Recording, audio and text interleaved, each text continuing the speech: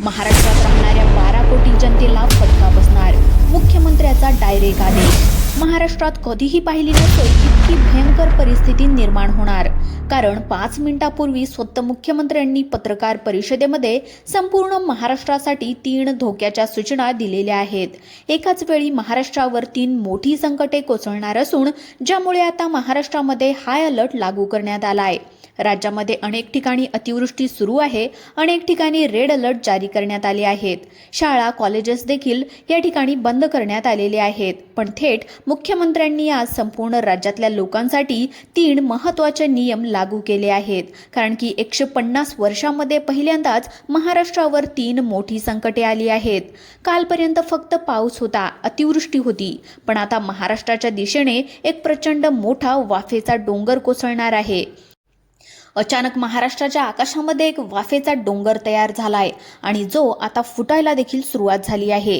एक वाफेचा डोंगर ज्याचा फोटो सॅटेलाइटद्वारे काढण्यात आलाय आणि जो फोटो पाहिल्याच्या नंतर या मंत्रिमंडळाची झोपच उडाली. डोंगर इतका मोठा आहे की ज्याची लांबी रुंदी 36 जिल्ह्यांच्या आकारापेक्षा मोठी आहे.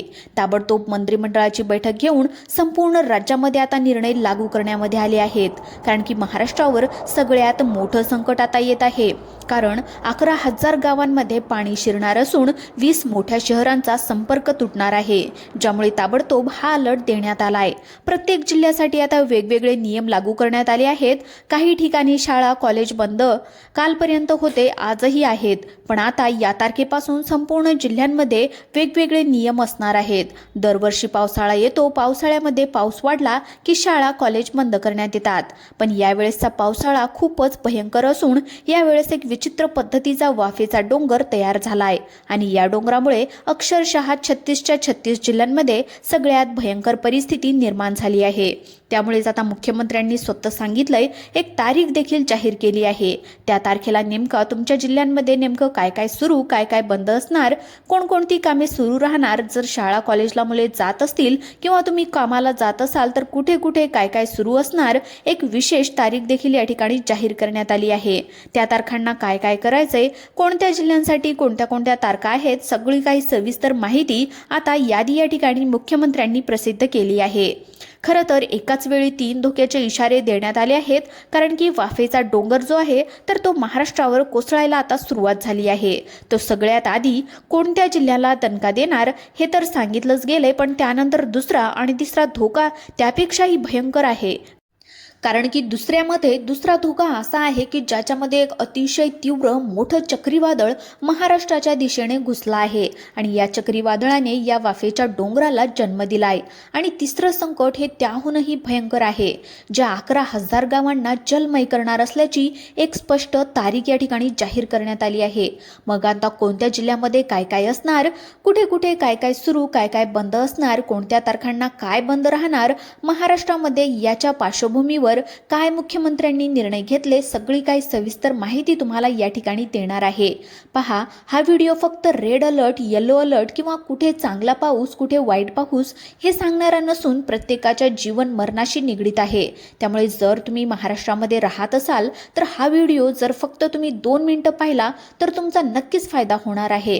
राज्यामध्ये आता निसर्गाचं भयंकर तांडव पाहायला मिळणार आहे. 3 वेगवेगळ्या आपत्तीमुळे महाराष्ट्रभर खूप मोठा फटका बसेल. कालच हवामान विभागाची एक अत्यंत महत्त्वाची तातडीची बैठक पार पडली. कारण समुद्रामध्ये घोंगावणाऱ्या त्या वादळाचा जो काय फोटो सोशल मीडियावर व्हायरल होत होता त्यावर सविस्तरपणे चर्चा करण्यात आली आणि त्यानंतरचे हे 3 मोठे धोक्याचे इशारे जाहीर करण्यात आले आहेत. मग हे संकट नेमक्या कोणत्या दिवशी येणार, कोणत्या जिल्ह्यावर आदळणार, येत्या 72 तासामध्ये कुठल्या जिल्ह्यांमध्ये ढगफुटी सदृश्य पाऊस होणार, ही सगळी काही माहिती पुराव्यासहित आपण पुढे पाहणार आहोत. तर आपला पहिला जो मुद्दा आहे तो थेट ढगफुटी संदर्भातील आहे. कोणत्या जिल्ह्यामध्ये ढगफुटीचा अंदाज वर्तवण्यात आलाय ती माहिती आपण सर्वात आधी जाणून घेतोय.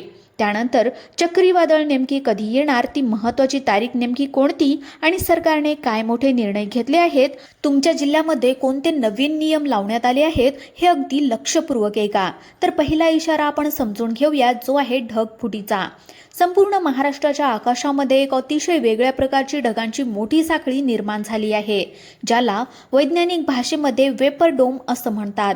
महाराष्ट्राच्या आकाशामध्ये सध्या वेपर डोम म्हणजेच पाण्याच्या वाफेचा एक अवाढव्य डोंगर तयार झालाय. हवामानातील अतिदाबामुळे अब्जावधी टन पाण्याचा साठा एकाच ठिकाणी कोंडला गेला असून याची सुरुवात म्हणून कालच एका गावामध्ये ढगफुटी होऊन संपूर्ण गाव मातीच्या ढिगाऱ्याखाली गाडले गेले आहे. सॅटेलाइट फोटोमध्ये हा धोका स्पष्ट सध्या दिसून येत आहे.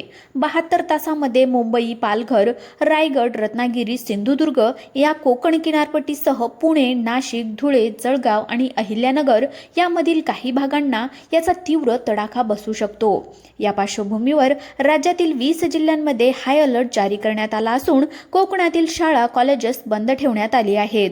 दुसरा मोठा धोका अरबी समुद्रामध्ये निर्माण होणाऱ्या शक्तिशाली चक्रीवादळाचा देण्यात आला आहे. हवामान तज्ज्ञाच्या अंदाजानुसार 14 ते 21 जुलै दरम्यान हे वादळ रौद्र रूप धारण करेल, ज्यामुळे किनारपट्टीवर तब्बल 120 किलोमीटर प्रति तास वेगाने वारे वाहतील आणि मुंबई, कोकण परिसराला मोठा फटका बसेल. त्याचसोबत बंगालच्या उपसागरातही दुसरी वादळी यंत्रणा सक्रिय होत आहे. सध्या कोकण विभाग चक्रीवादळ व उकाड्याचा सामना करत असतानाच पश्चिम महाराष्ट्र आणि मराठवाड्यातील पुणे, सातारा, सांगली, सोलापूर, छत्रपती संभाजीनगर या भागामध्ये विजांच्या कडकडाटासह मुसळधार पाऊस सुरूच राहील. प्रशासनाने नवीन नियमावली जाहीर केली असून नागरिकांना सतर्क राहण्याचं आवाहन केलंय. तर मित्रांनो, आतापर्यंत आपण जी काय माहिती पाहिली ती सॅटेलाइट कोटवर आणि हवामान विभागाने वर्तवलेल्या वेगवेगळ्या अंदाजावर आधारित आहे. एक गोष्ट या ठिकाणी मी स्पष्ट करू इच्छिते की ही केवळ एक शक्यता आहे. निसर्गाचा नियम कधीही बदलेल हे आपण सांगू शकत नाही. त्यामुळे घाबरून न जाता आपण फक्त पूर्वतयारी म्हणून या गोष्टीकडे पाहिले पाहिजे. आता मला तुमच्याशी अगदी मनापासून संवाद साधायचा आहे. मागच्या काही वर्षांमध्ये आपण पाहिले की निसर्गाचे चक्र खूप जास्त बदलले आहे. कधी अचानक कडक ऊन पडलं, कधी अचानक ढगफुटी होते. तुम्ही स्वतः तुमच्या गावामध्ये किंवा शहरात हा बदल अनुभवला आहे का? मला खाली कमेंट करून नक्की सांगा की तुमच्या भागामध्ये सध्या पावसाची काय परिस्थिती आहे. तिथे पाऊस पडतोय की अजूनही उकाडा जाणवतोय. तुमच्या एका कमेंटमुळे इतर महाराष्ट्रातील बांधवांना तिथल्या परिस्थितीचा अंदाज येईल. त्यामुळे कमेंट करायला मात्र विसरू नका. दुसरी महत्त्वाची गोष्ट म्हणजे जेव्हा आपण अशा मोठ्या संकटांबद्दल किंवा वेपर डोम सारख्या संकल्पनाबद्दल ऐकतो तेव्हा सोशल मीडियावर अनेक प्रकारच्या अफवा पसरायला सुरुवात होते. अनेकदा जुने व्हिडिओ किंवा चुकीचे फोटो व्हायरल केले जातात. माझे तुम्हा सर्व प्रेक्षकांना एक नम्र आवाहन आहे. जोपर्यंत अधिकृत सरकारी यंत्रणा किंवा जिल्हाधिकारी कार्यालयाकडून कोणतीही नोटीस येत नाही तोपर्यंत कोणत्याही अफवांवर विश्वास ठेवू नका. शाळा, कॉलेज बंद असण्याबाबतचा निर्णय हा सर्वस्वी तुमच्या स्थानिक प्रशासनाचा असतो. त्यामुळे तुमच्या जिल्ह्याची आजची काय परिस्थिती आहे, प्रशासनाने इथे काही अशा सूचना दिलेल्या आहेत का, ते देखील मला कमेंट बॉक्समध्ये नक्की लिहून कळवा. आपले हे चॅनल फक्त बातम्या देण्यासाठी नाही तर आपल्या महाराष्ट्रातील जनतेला सतर्क करण्यासाठी आपण चालवत असतो. या व्हिडिओचा उद्देश लोकांमध्ये भीती निर्माण करणे हा नसून जर अशी कोणती शक्यता निर्माण झाली तर आपण आधी सुरक्षित राहावे हा आहे. जर तुम्ही शेतकरी असाल किंवा नोकरीनिमित्त रोज घराबाहेर पडत असाल तर हवामानाचा अंदाज घेऊनच घराबाहेर पडा. तुमच्या भागामध्ये जर विजांचा कडकडाट सुरू असेल तर झाडाखाली किंवा मोकळ्या मैदानामध्ये थांबा. याशिवाय तुम्हाला इतकंच विचारायचं आहे की तुम्हाला काय वाटतं, हवामान खात्याने वर्तवलेला हा अंदाज किंवा ही जी काही भयानक परिस्थिती निर्माण होण्याची शक्यता वर्तवली जात आहे त्याचा सामना करण्यासाठी आपलं प्रशासन खरोखरच सज्ज आहे का? तुमच्या मते आपल्या सरकारने अशा काळामध्ये कोणते महत्त्वाचे मोठे पाऊल उचलले पाहिजे? तुमचे मत खूप महत्त्वाचे आहे. त्यामुळे कमेंट बॉक्समध्ये तुमची प्रतिक्रिया आम्हाला नक्की कळवा. हा व्हिडिओ तुमच्या मित्रांना, नातेवाईकांना आणि ग्रुपवर नक्की शेअर करा, जेणेकरून तेही सतर्क राहतील. जर चॅनलवर नवीन आले असाल तर आपल्या हक्काच्या यूट्यूब चॅनलला आत्ता सबस्क्राईब करा. धन्यवाद.